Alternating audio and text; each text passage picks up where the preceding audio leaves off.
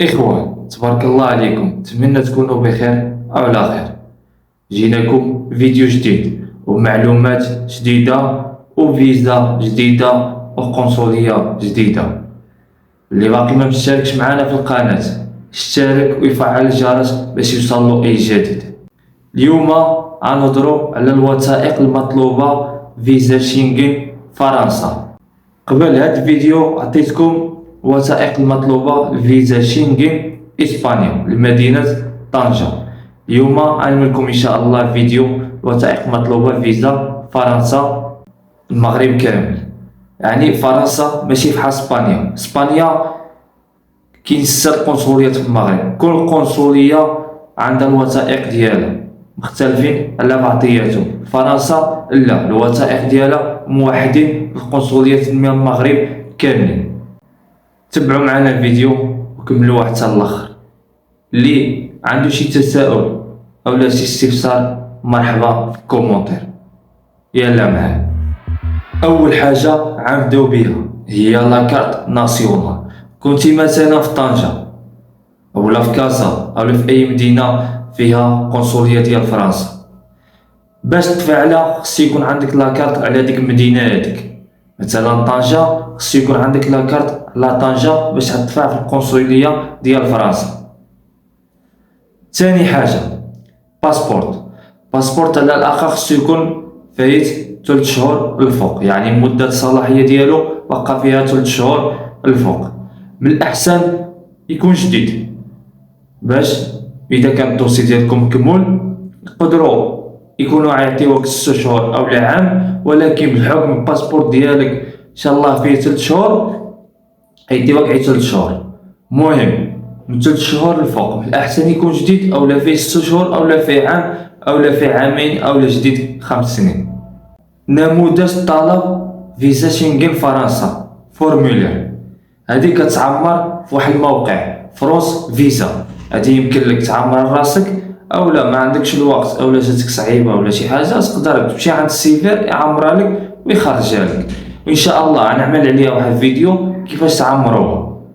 ثالث حاجه جوج ديال التصاور خلفيه بيضاء. كتمشي عند الاستديو كتقول له خصني جوج ديال الفوتوس ديال فيزا فرنسا، هو كيعرف المقاييس، هو كيعرف الخلفيه، تينا كتقول له غير خصني جوج تصاور ديال فيزا فرنسا. فوتوكوبي لاكارت ناسيونال، فوتوكوبي ديال 3 الصفحات الاولى ديال الباسبورت، فوتوكوبي ديال كارت لا سينيسيس. هادو هما الوثائق اللي تقدر تعمل عليهم فوتوكوبي. واذا عندك فيزا من قبل هي كانت اسبانيا او فرنسا، اذا كانت اسبانيا كتزيد دعم لك الدوسي، كانت فرنسا لانك كتثبت بانك كانت عندك الفيزا من قبل معاهم. كتعمل عليها فوتوكوبي على الفيزا شحال ما كانوا، 1 2 3 ولا 4 ولا شحال ما كانوا، زائد الطابع ديال الدخول والخروج اللي عندك في الباسبورت، يا كان ديال اسبانيا يا كان ديال فرنسا. هادو اي حاجه كتزيدو كيدعموا لك الدوسي.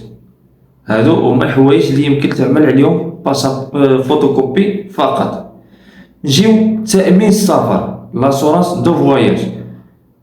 كتقطع من الاحسن قطع عام اولا 6 شهور، ولكن من الاحسن عام. كيتقطع في البنكه اولا في وكاله ديال التأمين. وكاله التأمين كيقطعوها ناقص شويه على بنك. بي ديال الي وروتور. اسبانيا مثلا في مدينه طنجة ما كطلبش بي ديال الي وروتور. فرنسا ضروري خصك بي ديال الي وروتور باش كتثبت بانك فوقاش ماشي وفوقاش راجع. ضروري بي ديال الروتور، يا كان ديال الطياره يا كان ديال الباطو. المهم بي ديال الي والروتور. حجز الفندق كذلك المده اللي غتعمر فورمولير، ومده مثلا التاريخ اللي قطعتي بي ديال الي والروتور. ما خصهمش يكونوا هادو 3 مختلفين، واذا كانوا مختلفين راه يكون واحد الشك. حجز ديال الفندق، المده ديال اللي غتقطع الطياره مع الي وروتور. مثلا حجز فندق عامل سيمانة، بي ديال الي خصو يكون من النهار اللي غتقطع فيه اوطيل اللي غتكون تما، والرجوع غيكون النهار اللي غتكون راجع بحالك. امور واضحه. تصريح بالاجور كتخرجها من التليفون، سهله ان شاء الله، غيكون عليها فيديو كيفاش تخرجها التليفون. بنكه غلوفي بانكير 3 شهور الاخرانيه وشهاده بنكيه. جيو العمل، شركه، اتيستاسيون طرافاي، اتيستاسيون دو سالير، بوردورو دو لا سينيسيس، او 3 شهور الاخرانيه بيتان دو بي ديال 3 شهور الاخرانيه. هادشي اللي كتجيب من الشركه، اتيستاسيون طرافاي، اتيستاسيون سالير، و بوردورو دو لا سينيسيس، و بيتان دو بي ديال 3 شهور الاخرانيه. هادو هما الوثائق زائد الرانديفو هو الاولاني خصو يكون عندك.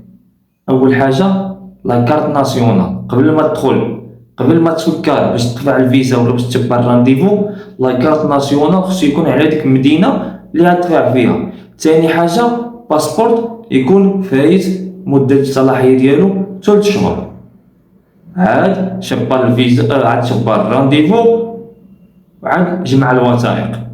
نتمنى نكون فيتكم ومعلومات باينه، واي واحد بقى ما فهمش او لا شي استفسار ولا شي تساؤل يخليه هنا في الكومونتير. ونتمنى حظ اوفر للجميع، والسلام عليكم.